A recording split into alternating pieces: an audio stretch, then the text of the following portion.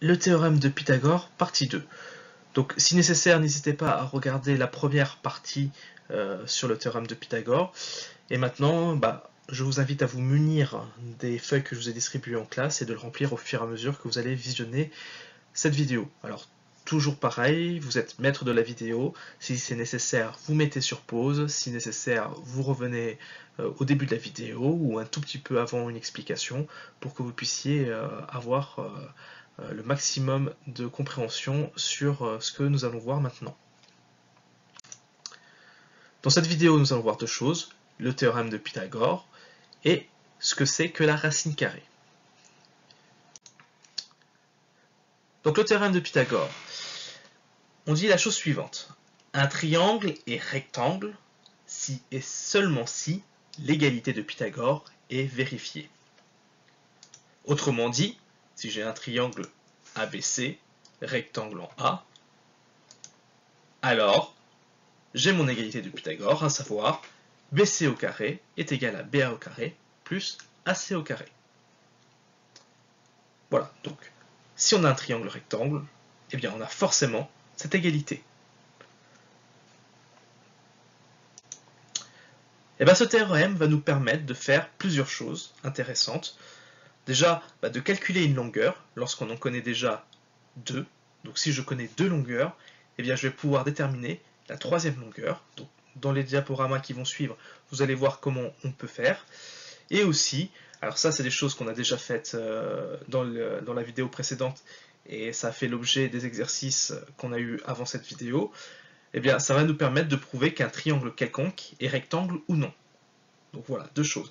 Trouver une longueur inconnue sur un triangle, alors qu'on en connaît déjà deux, et l'autre possibilité qui nous est offerte avec ce théorème, eh bien c'est de savoir si un triangle quelconque est un triangle rectangle ou si ce n'est pas un triangle rectangle. Donc nous allons voir comment rédiger ces démonstrations dans les diaporamas qui vont suivre.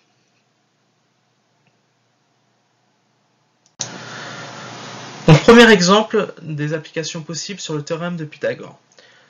Soit ABC un triangle, tel que AB égale 5 cm, AC égale 4 cm et BC égale 3 cm.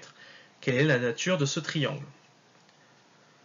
Donc avec les informations qui sont là, je vois tout de suite que ce n'est pas un triangle isocèle, ni un triangle équilatéral. Maintenant, comment savoir si c'est un triangle rectangle? Alors attention, le simple fait de le dessiner avec des outils géométriques, ça ne suffit pas pour dire que mon triangle est rectangle ou non. D'accord? On ne peut pas écrire dans une démonstration, j'ai vérifié au rapporteur ou j'ai vérifié à l'équerre que l'angle A, B ou C mesure 90 degrés. Non, ce n'est pas une démonstration suffisante. Avec le théorème de Pythagore, on va avoir une vraie démonstration pour montrer que le triangle est rectangle ou s'il ne l'est pas d'ailleurs. Donc j'identifie le plus grand côté. Donc le plus grand côté, on voit bien que c'est AB qui est égal à 5 cm. Donc ce côté-là, je le prends et je l'élève au carré. 5 au carré, c'est facile à faire, ça donne 25. Ensuite, j'identifie les deux autres côtés, qui sont forcément plus petits que le premier côté qu'on a pris. Je les élève au carré, donc le deuxième côté 4 au carré et le dernier côté 3 au carré. Ce qui me donne 16 plus 9 et j'obtiens 25. Donc, j'ai bien AB au carré qui est égal à 25 et j'ai bien AC au carré plus CB au carré qui est aussi égal à 25. Donc, conclusion, l'égalité de Pythagore est vérifiée, donc ce triangle est un triangle rectangle. Donc c'est une démonstration qu'on a déjà vue, effectivement, et là vous voyez que c'est une application directe du théorème de Pythagore pour vérifier si le triangle est rectangle ou non.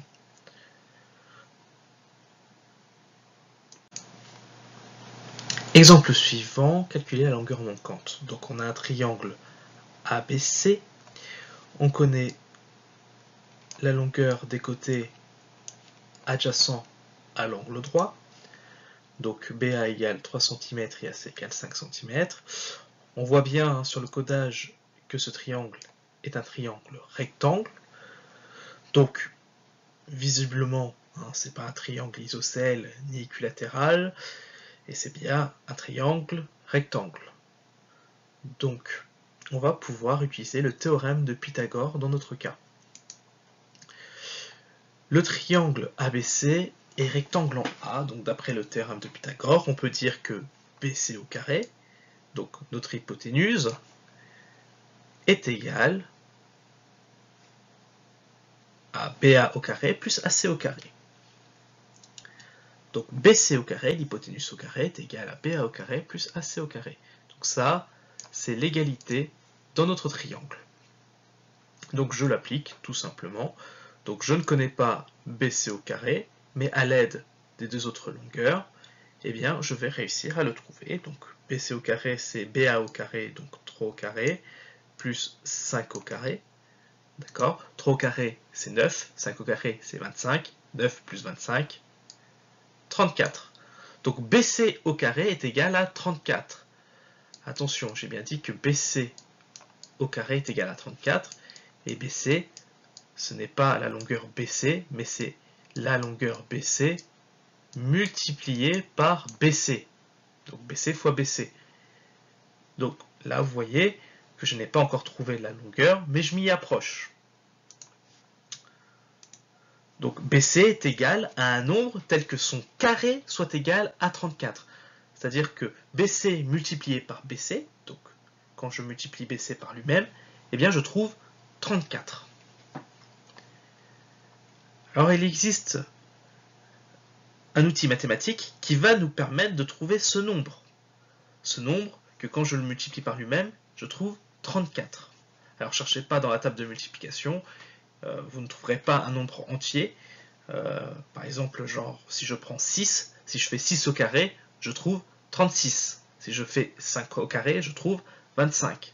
Donc vous voyez que 34 se trouve entre le carré de 5 et le carré de 6.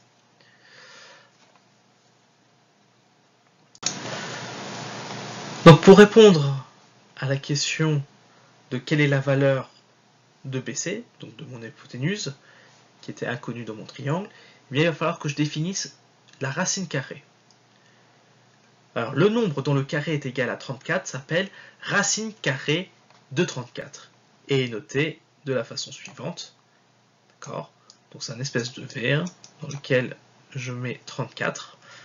Donc ce nombre-là, quand je le multiplie par lui-même, eh bien par définition, c'est égal à 34.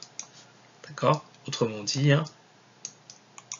si je fais racine de 34 au carré, eh bien je trouve 34.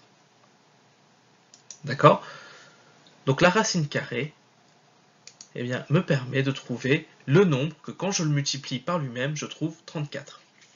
Donc à la calculatrice, on trouve racine de 34 égale 5,83 et des brouettes, d'accord? Donc plein de nombres après la virgule, donc vous voyez que le résultat ne tombe pas juste. Voilà. Donc pour être rigoureux, on va dire que BC est égal à racine de 34. Comme ça, on a une valeur qui est juste. On sait que racine de 34 multiplié par racine de 34, ça va me donner 34.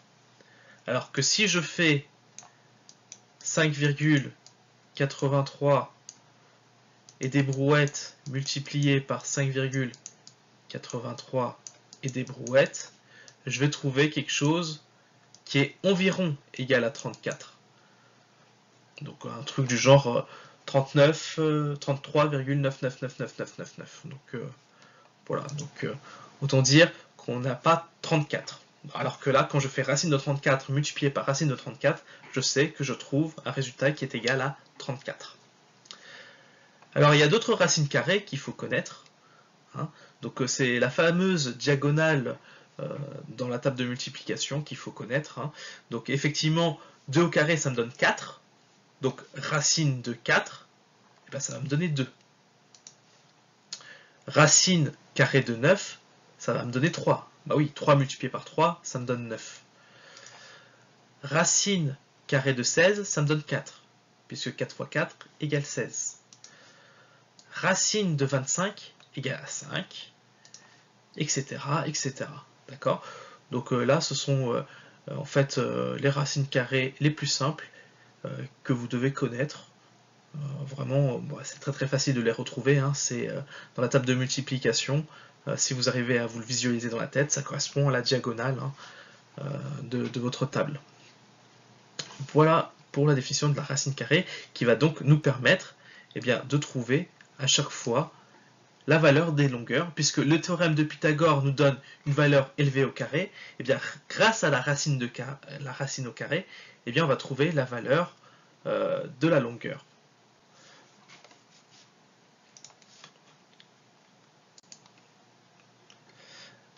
Alors, deuxième cas maintenant où il faut trouver une longueur manquante, mais cette fois-ci, on connaît l'hypoténuse et on connaît un des côtés de l'angle droit de notre triangle rectangle. J'insiste sur le fait que c'est un triangle rectangle.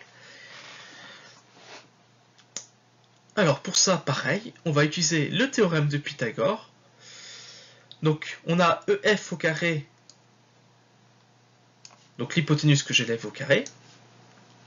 J'ai ED au carré que je connais, puisque c'est 4, et 4 au carré ça fait 16. Et par contre, j'ai DF au carré que je ne connais pas. Donc en fait, 13 au carré, ça me donne 169, qui est égal à 16, plus df au carré. Donc là, c'est une simple équation, hein. Donc comment je fais pour trouver df au carré? Je vais l'écrire ici. Df au carré, c'est ni plus ni moins que 169 moins 16. Et donc là, ça me permet de trouver df au carré égale 53.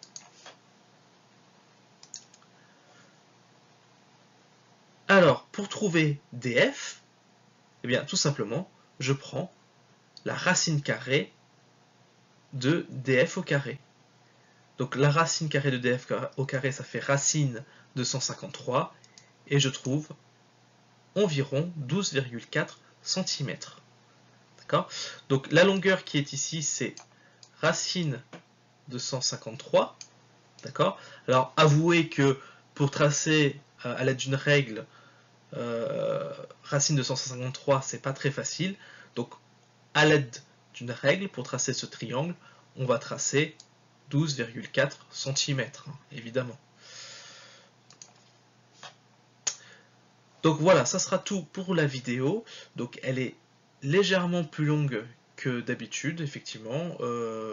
J'ai pas vraiment eu le temps de pouvoir la réduire plus. Mais je pense que là, il y a déjà toutes les informations nécessaires pour remplir la feuille, pour comprendre aussi le théorème de Pythagore et les nouveautés dont on y fait mention par rapport à la vidéo précédente. Donc je vous invite à revoir la vidéo si nécessaire, et comme d'habitude, notez les questions si vous en avez. Vous avez le droit de ne pas tout comprendre tout de suite du premier coup dans la vidéo, mais donnez-vous les moyens de la comprendre, notamment en la revisionnant si nécessaire, et surtout en me posant des questions lors de notre prochaine rencontre.